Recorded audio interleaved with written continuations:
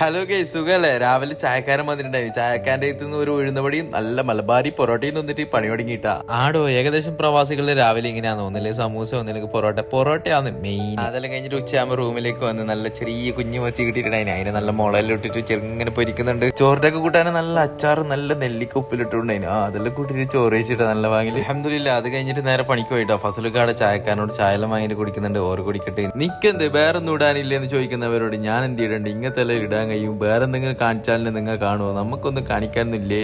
ഇടയ്ക്കിടയ്ക്ക് ഈ പാർക്കിൽ നടക്കാൻ വരും. ഭയങ്കര ഡിപ്രഷൻ അടിക്കുന്ന സമയമാണ്. ഞാൻ വിചാരിച്ച അക്ക് മാത്രമേ ഒരു ഒറ്റപ്പെട്ട ഒരു അവസ്ഥ ഇടല്ലേ ഇവിടെ. എന്തെന്ന് കാര്യമായിട്ടൊന്നുമില്ല. ഇടയ്ക്ക് നമ്മൾ വിചാരിക്കില്ല ആരും നമ്മളോട് മുണ്ടാനും പറയാനൊന്നുമില്ല, എങ്ങനെയൊന്നും മരിച്ചാൽ മതിയായിരുന്നു, അങ്ങനത്തെ എല്ലാം ചിന്ത വരുത്തുണ്ടാവും. ഞാൻ ഓനോട് വെറുതെ ചോദിച്ചു. ഓന് പറഞ്ഞ അക്കും വരുത്തുണ്ടാന്ന്. എന്തിനീന്ന് അള്ളാഹ്ക്കറിയാം. നാട്ടിൽ നിന്ന് ചെക്കനെ ഖദീജാന്റെ ബുക്കെല്ലാം കൊണ്ടിട്ടുണ്ട്. എന്താന്ന് അതിന്റെ ഉള്ളിലില്ലേന്ന് ഓൻ വായിച്ചിട്ട് തന്നെ പറയട്ടെ.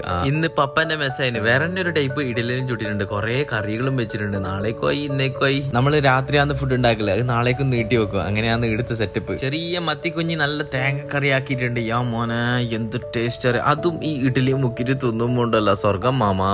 എന്ത് പാങ്ങെന്നറിയാം. ആ കൂട്ടുകറിയും വറവും ഇതെല്ലാം മിക്സ് ആക്കിയിട്ട് തിന്നുമ്പോണ്ടല്ല. അൽഹംദുലില്ലാ. പഠിച്ചവനോട് എത്രയോ ശുക്ർ. അപ്പൊ ഓക്കെ, ബൈ.